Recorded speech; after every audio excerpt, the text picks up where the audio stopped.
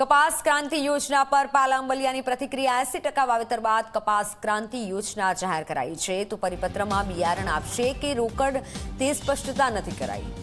3 ફૂટના ઓછા અંતરે વાવેતર કરનારને જ આ લાભ મળશે। કપાસનું વાવેતર 4 ફૂટથી વધુના અંતરે થાય છે। ખેડૂતો 3 ફૂટના અંતરે વાવેતર કરતા જ નથી। જંતુનાશક દવાની કીટ હજુ અપાઈ નથી। કપાસમાં ક્રાંતિ કરવી હોય તો 0% 0% આ ડ્યુટી નાબૂદ કરો તેવું જણાવ્યું છે। આજે રાજ્ય સરકારનો કપાસ ક્રાંતિના નામે માત્ર ખેડૂતને મૂર્ખ બનાવવા માટે એક નિર્ણય કરતો પરિપત્ર આવ્યો છે। આ પરિપત્રમાં કોઈ સ્પષ્ટતા નથી કે ખેડૂતોને બિયારણ આપવામાં આવશે કે રોકડ આર્થિક સહાય આપવામાં આવશે। નંબર 1, જો બિયારણ આપવાનું હોય તો લગભગ 80% ખેડૂતોએ કપાસ વાવી દીધો છે કે ભાઈ આમાં તો શરત એવી છે કે 3 ફૂટના અંતરે કપાસ જે લોકો વાવતા હોય એમને જ આ સહાય મળશે।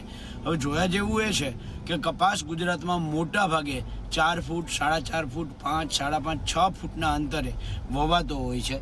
3 ફૂટ અથવા તો એનાથી ઓછા અંતરે તો કોઈ કપાસ વાવતું જ નથી।